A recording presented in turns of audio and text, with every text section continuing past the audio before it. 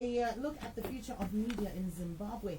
My guests are both in studio, and we get straight into the exchange.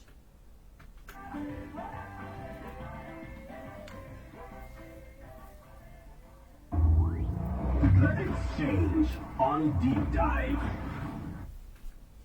Now, we want to take a look at the future of the media sector, of media in Zimbabwe. And I am joined in the studio by my guests, and we are also live on Facebook. Now, my guests in this conversation are Honorable Superman Wanzera, founder of AB Communications, who also happens to be a member of Parliament. Fantastic. Panyangasab. Good evening, Honorable, and welcome. Very good evening to you. Thanks, Ruby, for inviting me. It's actually my first time on Capital, so what a pleasure. We're excited to have you. Welcome along, welcome along. We also have Mr. Vincent Kahia, former editor-in-chief and MD of Alpha Media Holdings. Good evening and welcome. Good evening, and thank you very much for having us. This is my second time being on Capital, so I have one over you. Oh, he's got one up already. No, wonderful to have you both in the studio to talk about something so integral to the work that we do, as well as to the country. Now, I'll start with you, Honorable Mandiwanzera, in terms of your views of the media landscape in Zimbabwe currently, and how you think it will evolve in, say, the next 10 years, the next 5 years. Okay, so right now I think the media is trying to find its feet, given the developments technologically, the convergence of both electronic and print media, the emergence of the new platforms like the online digital platforms, and I've also now add the significant growth of artificial intelligence and its new forays into the media. So I think there isn't quite a definite position where the media is going, but I think there's a sort of self-introspection to say, how do we survive all these developments that are taking place around us, and that is the media sector itself. The way I look at it is that the media has to take a particular approach, different from the old way, where it has always been a provider of information, or considered itself the ultimate provider of information to consumers, to the readers, to viewers, to listeners. It is now just one of many platforms that are providing information and competing with those platforms at that case. So in my view, I think it has to then look at itself as, how does it take advantage of those new platforms that have come on board in order to guarantee its own survival in the long term. I also see the danger of the entire industry collapsing if it doesn't relook at itself and adapt to the changes that are taking place. Where do I see the media in the next 5 years? I think I see a lot of changes, sort of rapid changes in the space, if the media industry is going to survive. I think the development of fiber, the availability now of satellite internet with Starlink being licensed, whose services are far much more superior than the services that are being offered currently, but being much lower in terms of price offering. Of course, we still have to see exactly how much they're going to be charging locally, but we know if we compare globally and internationally where Starlink is operating, the costs are very minimal compared to the cost of data that we're pursuing. So once people have those kind of platforms, they have so much access to different platforms. They can watch online television, they can watch any platform globally just because they have data. They have access to those platforms now because they have data. So if you're a local media company, you have to look at, what does this really mean to me? So I think there's a lot of self-introspection that's required in the next 5 years. We have no idea what it's going to be like, but it's going to be dog eat dog. That's my take. Absolutely. Abaka, here, you coming in there. How do you see the media landscape in Zimbabwe currently, and what does the future look like? The 10 year forward period as well. Okay, thank you very much. I don't think I want to talk about the future at the moment. I think Honorable Mandwanzira attempted to talk about where we will be, 5 years from now. I see that it didn't want to go even 10 years.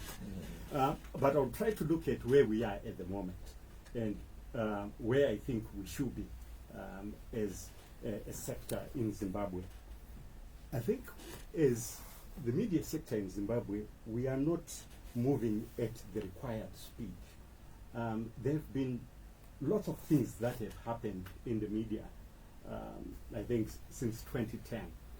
And technological advancements, the coming in of social media, the coming in of fiber, as you said, now we have artificial intelligence that is coming, and then we have startups that are eating the lunch of the traditional media houses. So all those things require the media industry, especially the traditional, what we call the traditional media houses, the guys who started off in print and then they went into, they set up digital properties, they now have radios, and then they now have television. Those organizations need to reorganize very, very quickly. By reorganizing, I'm looking at a situation where they should be able to compete with the startups. At the moment, everyone is whinging. They've put up an advert in the press that has been running to say, don't take our content and share it out and so on. I'm sure the guys who are taking out, who are stealing their content are laughing. They don't even listen to that. They don't care. And nothing is going to happen to them.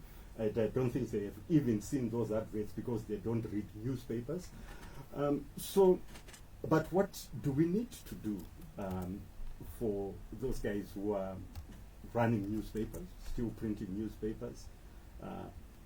I think they need to look at an alternative revenue model. The current revenue models are not sustainable. They do not work. And I know the big three media houses in Zimbabwe have tried to adapt to and look at what is happening elsewhere, set up paywalls, come up with paid digital media. But all that is not replacing the money they have lost in print. I'll talk about Zimpapers because it's a public company and they publish their results. If you look at Zimpapers, and we're sitting in one of their platforms. yes, so I can freely talk about them. Absolutely. If you look at Zimpapers, their revenue from print is shrinking. And where are they making money?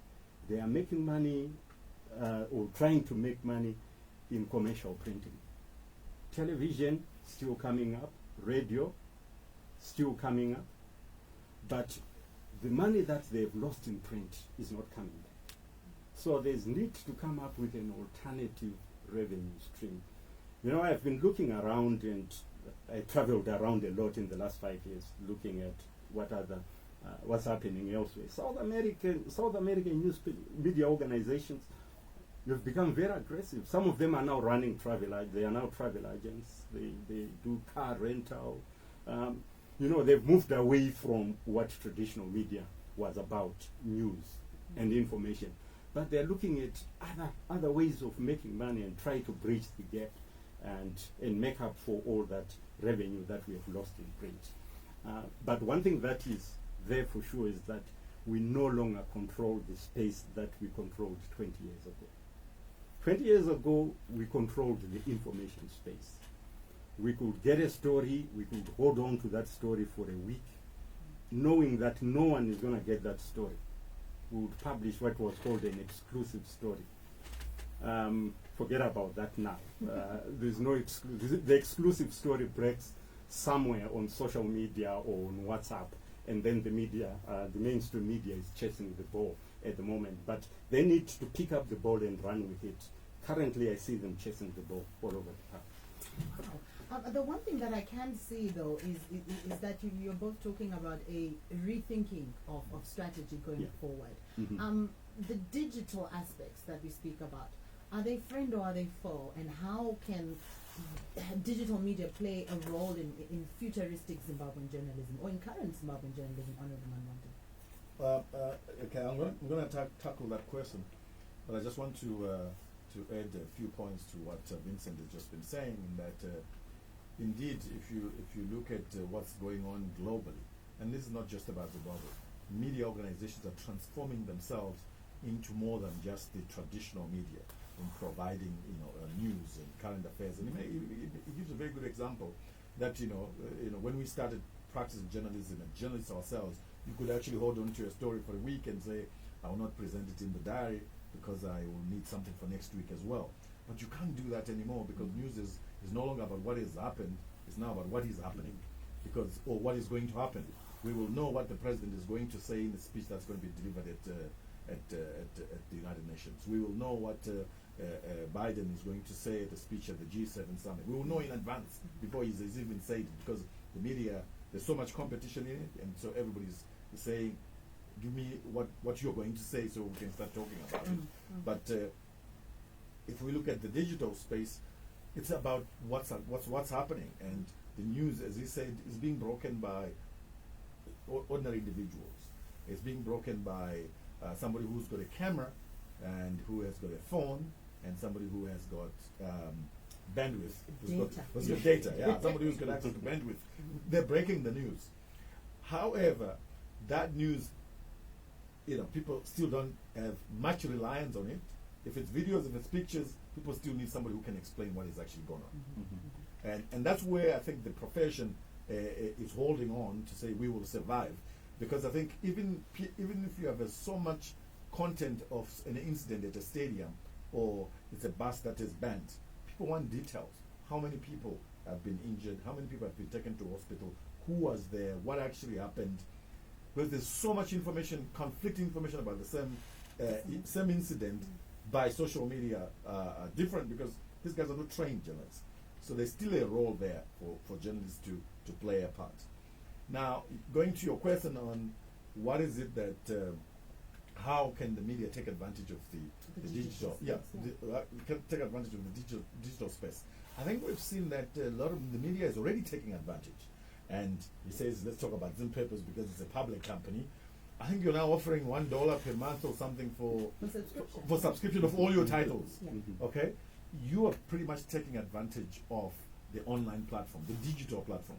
You realize you can no longer just print and send a vehicle from here to Bulawayo with your newspaper, or to Mashingo, or to Mutare. You can make your paper available as soon as you publish on the click of a button, and people who are in Bulawayo, people who are in Harare, South Africa, London, can actually read the newspaper. So media organizations that have got good content will take advantage of this opportunity, because this content, if it's demanded by Zimbabweans in Australia, Zimbabweans in the UK, Zimbabweans in South Africa, they will pay $1 in order to access that information. So it's already taking advantage of the opportunity, the distribution platform that has been offered. The television media is, however, threatened by the digital space, because if you look at what's going on now, and let me give you a personal example.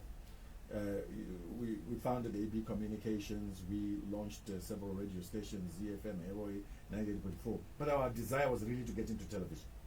So when the opportunity came to say, let's put up television stations, we want people to apply.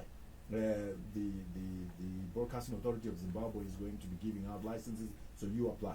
We were one of the organizations that applied as AB Communications. We were expected, or it was anticipated, we will definitely get a license, because we understood the media. We had a team of a crop of people who understood television, and we lost. We were disappointed, but I can tell you right now, we're the best. We're in the best position that we didn't win. This is where losing was actually winning, because as I look at it right now, Zimbabwe is struggling with ZTN. There are no revenues coming from there. You look at 3K TV. They're struggling. There are no big revenues coming in there. You look at the other Sky in Bulawayo. Everybody who has launched their television is bleeding financially, because there are so many platforms and there's so much content available elsewhere, which is more attractive and not expensive for the consumers. So that is the danger of being a Zimbabwe-focused broadcast media organization versus a worldwide worldwide platforms that are available domestically in Zimbabwe. Do you share the same view on that? Yeah, I just want to add on to that, especially the point that he makes that losing was actually winning. The challenge that is there at the moment, if anyone is to start a television station, is the cost of doing business. It's millions, isn't it? Yes. Yeah. So you are competing with a guy who only has a phone and is perhaps his laptop and a website. So on that website, the startup can post a video of a bus accident and audio and a story. So the startup has a newspaper, digital newspaper. The startup has a radio station on SoundCloud. The startup has a television station which is not broadcasting 24/7, but which is giving people relevant information. And the startup has no license, there's no uplink, there's no antenna on the roof. That's true. And the startup is actually eating the lunch of the established television station, which needs to be paying millions or thousands of dollars to set up and to license stuff. So I think we in terms of, so the point I want to make, Honorable, is in terms of regulation. I'm not. I hate regulations of any sort. But regulation brings order. It brings order. Yeah. But in terms of regulation, what does the regulator do to this guy who does not have a single license, who only has perhaps 2 or 3 people, but he's attracting perhaps the same volume of advertising as an established television station? They do have advertising, and they do have eyeballs on their content. Always be careful about that. They do have a lot of people watching, because I watch that on a daily basis to see who is watching what, and you see that those guys have got good patronage, which is attracting advertising from Google, and when they go onto their Facebook, they've got Facebook advertising, they've got some advertising coming from this Taboola platform. So they are making some money. But if you look at relatively, they are actually in a better financial footing, some of them, than established television stations. So when we were transitioning from newspapers, everyone wanted radio. Everyone wanted a television station. But now, where are we? I think we need a rethink. That's the point that we need to make. I want to come back to the original question that you asked me. We need a rethink about what radio do we need? What television do we need? And with the television we have, can we sustain an industry with the television that we have? And with the radio that we have, can we sustain an industry? So what do we need in Zimbabwe in order to survive? Because I think at the moment we are not sure. We're just looking over the fence and say, what are they doing next door? We try it. It's failed. So I think we're picking things and we're throwing them on the side and we jump on to the next project. No one is making real money at the moment in this sector. And I want to say that I think the responsibility to do what he's saying is not just falling on the industry itself. I think bigger responsibility is more on the government. To what extent does the government recognize the media industry as an important part of our democracy? To what extent does the government recognize the existence of the media industry as an employer creating value, creating jobs? And to what extent do they recognize the importance of the media industry as a vehicle to convey their message to the masses? As the 40 state. Yeah, exactly. To what extent do they recognize that? Because sometimes when certain industries are threatened, the government steps in. And that's not just in Zimbabwe. When the banks were failing in the United States, what did the Treasury do? What did the Fed do? They stepped up and they started printing money in order to save the U.S. banks. They started what they call it quantitative easing, but it's as good as printing money. So they were printing money to save an industry because Yeah. they understood the value, the importance of having a sound banking sector in an economy. Similarly, when the same happened in Zimbabwe, the central bank had to come out and bail out financial institutions in order to allow for sustainability of the economy, sustainability of the banking sector, because many Zimbabweans had their money in there, and sustainability of an industry that was employing a lot of people.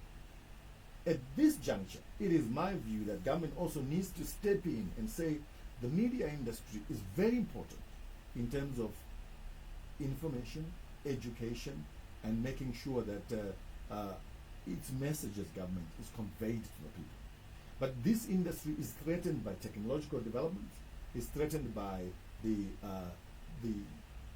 sanctions that we've suffered as a country, which meant that there wasn't much economic activity in the economy, and most media survive on advertising anyway. They don't get any grants from government.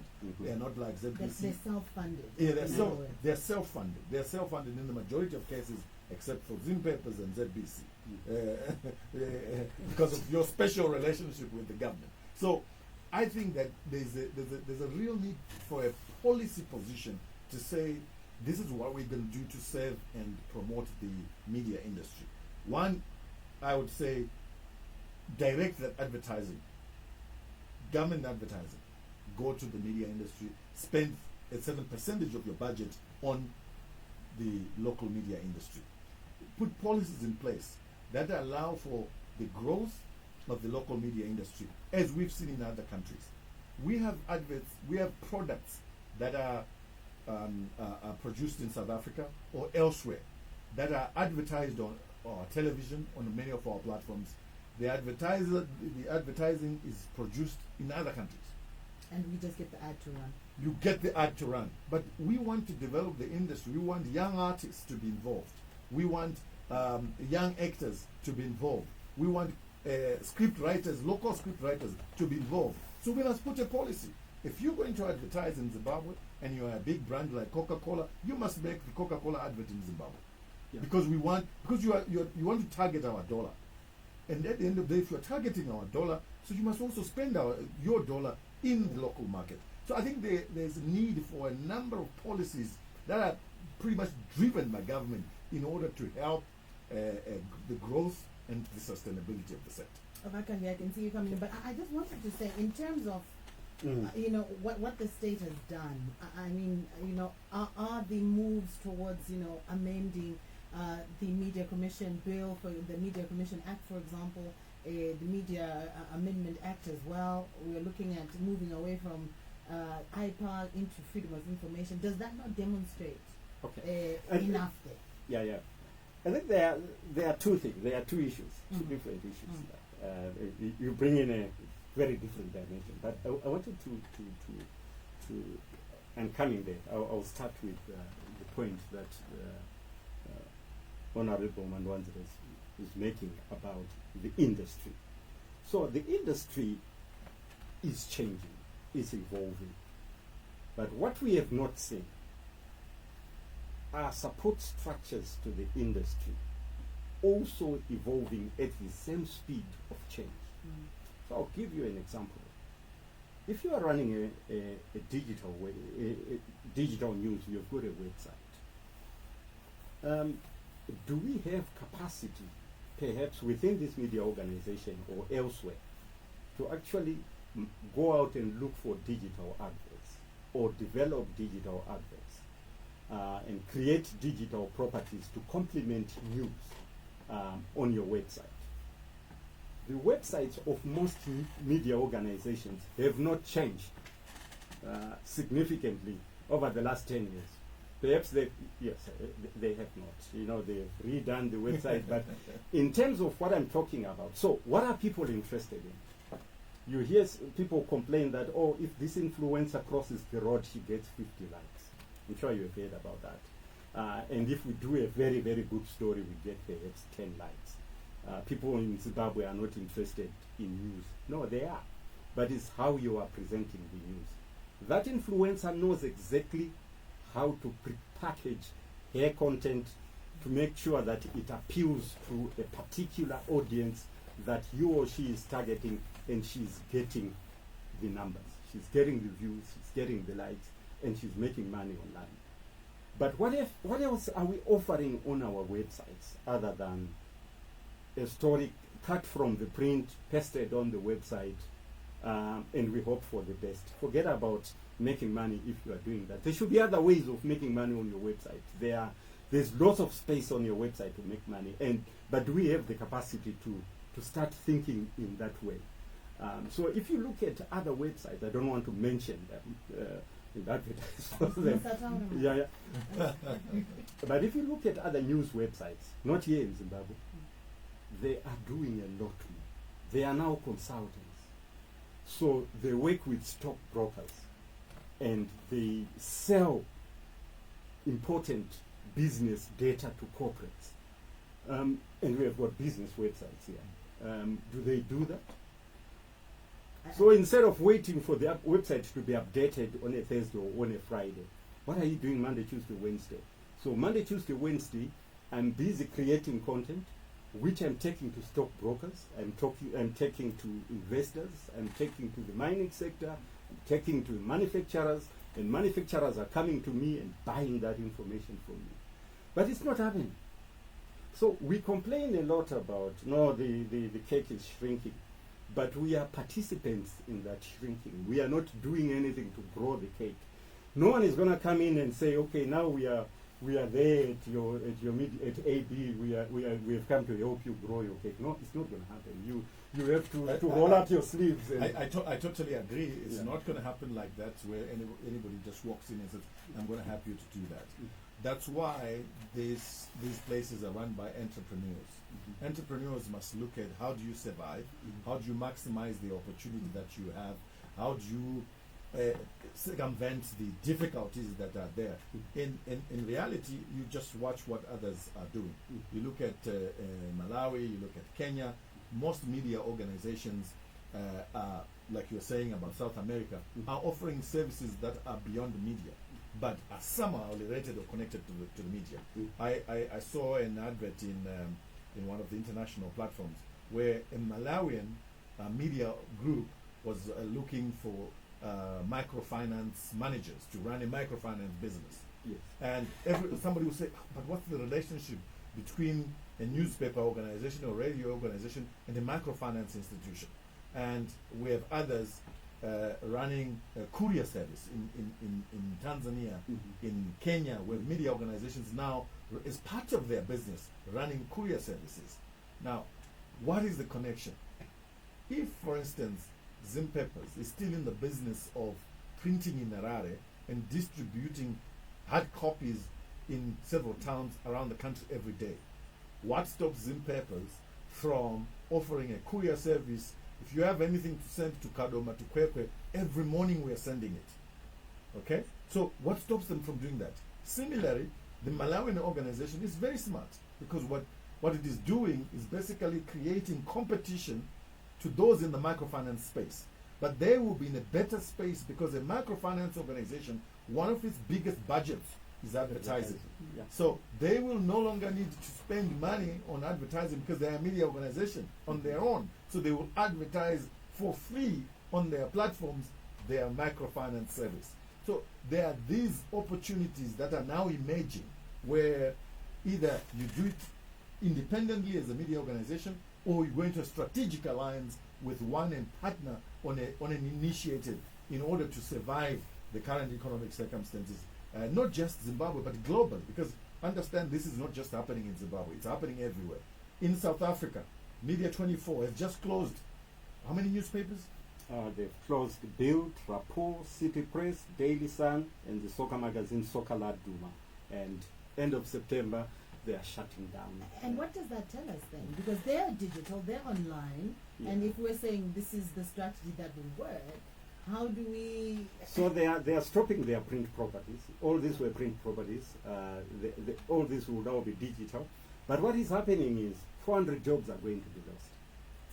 Okay. Which is terrible. Which is terrible. Which is where I wanted to come to, and perhaps answer the question that you were talking about, the media legal environment. So the environment that we create, the legal environment, must protect two things: the industry, which are jobs, and secondly, the information, the quality of information that goes out. One area where Zimbabwe suffers is the quality of information that is going out into the public domain, because the traditional media is losing grip on taking out that information. Everyone is now jumping in and pretending to, or doing what newspapers or radio stations were doing before. So I think I've been reading through the proposed amendments, and how we want to reshape the legal regime. But for me, I think the discussion that we should be having is, after this, are we going to have better media in terms of the quality of content? Are we going to protect the industry and make sure that we don't have this situation? Because we are already in a very sticky situation in this country, where all media houses are not paying salaries on time, or others are not paying salaries at all. Others have cut salaries right down to the bone. Journalists are doing other things in order to survive. So how do we get back to a situation where the profession can become respected again? Because at the moment there is a lot that is happening, which should not be happening in the media. But all that is a product of media failing on the viability side. And I think media viability is going to be the biggest headache going forward. It's already a big headache. It's going to be an even bigger headache as we go towards the end of the year. We may see media organizations shutting down or downscaling in a major way. You talked there about excuse me. You talked there about how we need to pivot and so on. But I wanted to and journalism and ethics. I think that's the point that I was coming to. The ethics, the journalism, standardization of training, ensuring there is a yardstick and a quality. Like you're saying, bring dignity back into the profession. What necessary skills and training should be applied right now? What should be working? Okay, it is exasperating, but what could work there, and what can we explore to ensure that we have journalists worth their salt, no brown envelopes being passed in the back rooms? So I train journalists, and at a recent training, I asked journalists, do you take bribes? It was a very direct question. Very blunt question. What was the response? Yes, we do. Wow. Yes. Okay. They said we do, and I said why, and then they told me bread and butter issues and so on, and I then said, do you still have any respect for the profession? They said bread and butter issues are bigger than the profession. So, if I answered your question, okay, let me try to answer your question. The previous to your question. I think the biggest challenge, as I said, viability issues affect quality. So when there are viability issues in the media, quality is impaired. Journalists do not do what journalists should be doing. They cut corners, and they are cutting corners in a big way. And we have also seen that in terms of them adhering to ethical conduct, it's very, very difficult. And the enforcement even of those ethical issues or tenets is very difficult at the moment because of there's something that they now call juniorization of the newsroom. It's a new word. Newsrooms are now very junior, and there is high staff turnover in the newsroom. So for you to create an AB culture, a Zim Papers culture, an AMH culture within an organization, it's now very difficult because you have got a swinging door, and in some instances you are using interns to run your day-to-day operations in the newsroom. So all that cannot be cured by legislation. You need to sort out issues of viability. And one time I asked whether publishers, whether publishers have a plan to deal with this issue, because it's a real issue. Whether there is a plan to say, okay, guys, let's gather here and, as publishers, not editors, take out the editors, take out even the CEOs, but as the owners of media, sit down and say, what do we do? We are in trouble. But I've said to myself, perhaps we are not yet in trouble, because I've not seen that happening. But the day we will realize that we are in real trouble, and we need to sit down and say, the point he was making, if we had to go to government and say, government, we are hurting, we need a rescue plan. It's going to be the publishers, isn't it? It's going to be the media owners. Let's Yes. throw it back to you, Honorable, Yeah, in that respect. He says we're not serious. No, we're very serious.